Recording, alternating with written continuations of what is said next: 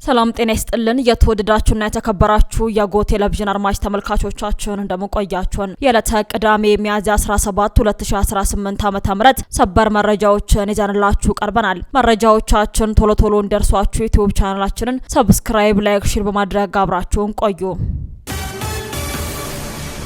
ሻምበል ሙሉ ሰው ከአፋብን መውጣቱን አሳውቋል። ከአንድ ወር በፊት በጎንደር የሚንቀሳቀሰውና ባባዬ ቀናው የሚመራው የፋኖ ታጣቂ ራሱን ከአፋብን እንዳገለለ ማሳወቁ አይዘነጋም። ባዬን ተከትለው ከነ አምሳሉ ማዘንጊያም ከአፋብን ወጥተዋል። ዛሬም ሌላኛው የቡድኑ መሪ ሻምበል ሙሉ ሰው ታጣቂውን ይዞ ከአፋብን መውጣቱም ተሰምቷል። ሻምበል ዘመነ በሚመራው ስብስብ ውስጥ መቆየት አልፈልግም ሲልም ተናግሯል። አሁን የቀረው ዮሐንስና ሀብቴ ወልዴ ብቻ ናቸው። እነሱም በግማሽ ጎናቸው ትግሬ ስለሆኑና አፋብን የሚዘውረው በወያኔ ስለሆነ ነው ከአፋብን ያልወጡት ተብሏል።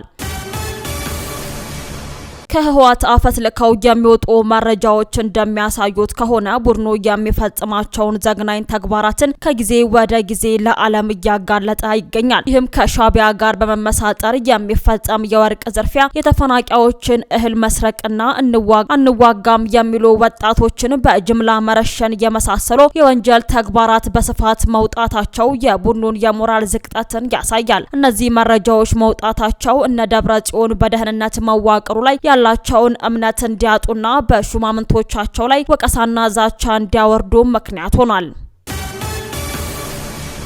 ምስራቅ እዝ በማንኛውም መልክዓ ምድር ግዳጁን በድል እየተወጣ መሆኑ ተገለጸ። የምስራቅ እዝ ምክትል አዛዥ ሜጀር ጀነራል ተስፋዬ ረጋሳ በሰራዊቱ የግዳጅ ቀጠና ተገኝተው የኮሩን አንድ ሬጅመንት አጠቃላይ የውጊያ ዝግጁነት በረገጡበት ወቅት እዙ በማንኛውም መልክዓ ምድር ተልእኮውን በድል እየተወጣ መሆኑን ተናግረዋል። ሀገራችን ኢትዮጵያ በቀደምት ጀግኖች ልጆቿ ብሔራዊ ጥቅሟና እድገቷን በማስጠበቅ ታፍራና ተከብራ ትኖራለች ያሉት ሜጀር ጀነራል ተስፋዬ የዛሬው ትውልድ አንድ አካል የሆነው የሬጅመንቱ ሰራዊት የነበረውን ጀግንነትና ገድል እያስቀጠለ መሆኑን አስረድተዋል። የእዙ የሰራዊት አባላት በየጊዜው አቅማቸውን በስልጠና እያዳበሩ ዘመን ያፈራቸውን የጦር መሳሪያ በመታጠቅ በተሰለፉባቸው የውጊያ ቀጠናዎች ሁሉ የጠላትን ሴራ፣ ሀገርን የማፍረስ ሴራን በመመከት በመደምሰስ ተልእኳቸውን እየፈጸሙ መሆኑን ገልጸው ወደፊትም ተጠናክሮ እንደሚቀጥል ገልጸዋል። በቀጠናው የሚገኘው ኮር አዛዥ ብርጋዴር ጀነራል አዲሱ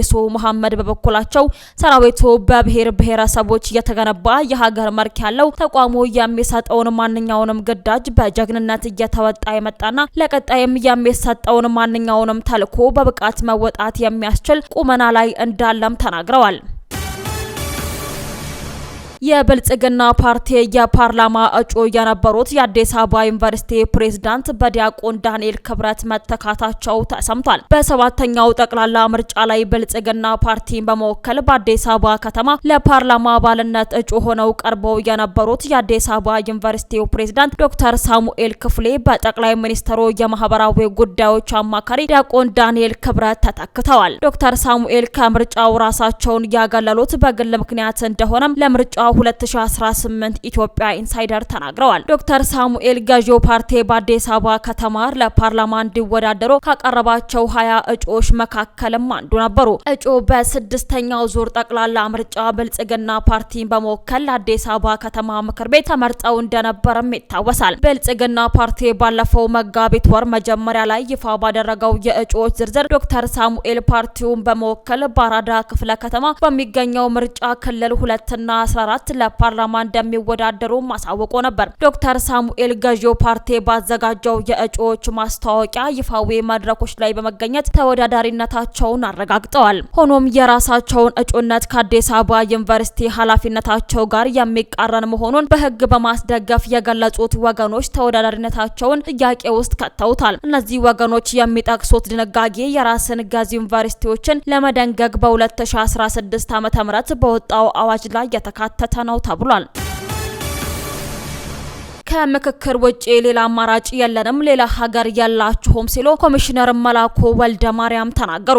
የኢትዮጵያ ሀገራዊ ምክክር ኮሚሽን የማህበራዊ ሚዲያ ተጽዕኖ ፈጣሪዎች በሀገር ግንባታ ሂደት ውስጥ ያላቸውን ሚና በተመለከተ ካለፈው ሳምንት ጀምሮ ሲካሄድ የነበረውን የምክክር መድረክ ትላንት አጠናቋል። በመድረኩ ላይ የተገኙት የኮሚሽኑ ኮሚሽነር መላኩ ወልደ ማርያም ማህበራዊ ሚዲያ በቅን ልቦና ከተያዘ ሀገርን የማጽናት አቅሙ ከፍተኛ መሆኑን በመጥቀስ ባለሙያዎቹ ለሀገራቸው ዘላቂ ሰላም ሲሉ ከኮሚሽኑ ጋር በቅንጅት እንዲሰሩ ጥሪ አቅርበዋል። ኮሚሽነሩ በንግግራቸው ወቅት ኢትዮጵያ የገጠሟትን ዘመን ተሻጋሪ ችግሮችን ለመፍታት ብቸኛውና አስተማማኙ አማራጭ ምክክር መሆኑን አጽንኦት ሰጥተዋል። ሌላው ሀገር የላቸውም ሲሉ ለተሳታፊዎቹ የተናገሩት ኮሚሽነር መላኩ ማህበራዊ ሚዲያውን ለማጥፋት ሳይሆን ለግንባታ በማዋል ዜጎች በሂደቱ ላይ ያላቸውን ግንዛቤ እንዲያሳድጉና የባለቤትነት ስሜት እንዲሰማቸው የማድረግ ትልቅ ኃላፊነት እንዳለባቸው አሳስበዋል። በተለይም ከጥቂት ወራት በኋላ ወደሚካሄደው ሀገራዊ ጉባኤ በሚደረገው ጉዞ ከቅድመ ዝግጅት ጀምሮ የዜግነት ኃላፊነትን መወጣት እንደሚገባ በመድረኩ ላይ ተገልጿል። በኮሚሽኑ ከፍተኛ ባለሙያዎች አማካኝነት እስካሁን የተከናወኑ ተግባራትና ከባለሙያዎቹ የሚጠበቁ ስራዎች ላይ ዝርዝር ገለጻ የቀረበ ሲሆን ተሳታፊዎቹም በቀረበው ማብራሪያ ላይ ተመስርተው ለሀገራዊ ምክክሩ ስኬት ከኮሚሽኑ ጎን እንደሚቆሙ አረጋግጠዋል። የ16 ዓመቷን ታዳጊ በመጥለፍ ለጓደኛቸው ለመዳር የሞከሩ ግለሰቦች በእስራት ተቀጡ። በወላይታ ዞን በዳሞት ጋሌ ወረዳ የጃጌ ታዳጊ ማዘጋጃ ከተማ ከምሽቱ 1 ሰዓት ላይ የወንጀል ድርጊቱ ተፈጽሟል። ተከሳሾቹ በቁጥር 4 ሲሆኑ ጥላሁን ወልዴ፣ ኤርሚያስ ታፈሰ፣ ሚኒያስ ጢሞቴዎስና መብራቱ አድላ የተባሉም ናቸው። የክስ ዝርዝሩ እንደሚያስረዳው የ16 ዓመት ታዳጊ የሆነችውን ለምለም ተመስገን ሱቅ ተልካ ስትመለስ መንገድ ላይ በመጠበቅ መርሁን ጀማል ለተባለ ግለሰብ ሚስት እንድትሆን በማሰብ የመጥለፍ ወንጀል መፈጸማቸውን የደቡብ ኢትዮጵያ ፖሊስ ኮሚሽን ህዝብ ግንኙነትና ገጽታ ግንባታ ዳይሬክተር ምክትል ኮማንደር አሸናፊ ኃይሌ ተናግረዋል። ተከሳሾቹ ጨለማን ተገን በማድረግ ከሱቅ ጋር ገዝታ ስትመለስ መንገድ ላይ በመጠበቅ ጠልፈው ከወሰዷት በኋላ ታዳጊዋ ባሰማቸው የድረሱልኝ ጥሪ ጩኸት ተሰምቶ የወጣው የአካባቢ ህብረተሰብና የታዳጊዋ ወላጆች ከፖሊስ ጋር በመቀናጀት በተደረገ ክትትል 5ቱም ግለሰቦች በቁጥጥር ስር ውለዋል። በዚህም አቃቢ ህግ በተከሳሾቹ ላይ ክስ በመመስረት ለዳሞት ጋሌ ወረዳ ፍርድ ቤት ያቀርበዋል። ፍርድ ቤቱ ከሳሽና ተከሳሾችን ግራ ቀኙን ክርክር ሲሰማ ቆይተው በተከሰሱበት ወንጀል ጥፋተኛ ሆነው በመገኘታቸው አንደኛና ሁለተኛ ተከሳሾችን በ4 ዓመት ከ6 ወር እስራትና ሌሎች ቀሪ 3 ተከሳሾችን ደግሞ በ4 ዓመት ጽኑ እስራት እንዲቀጡ መወሰኑን ኮማንደር አሸናፊ ኃይሌ ተናግረዋል።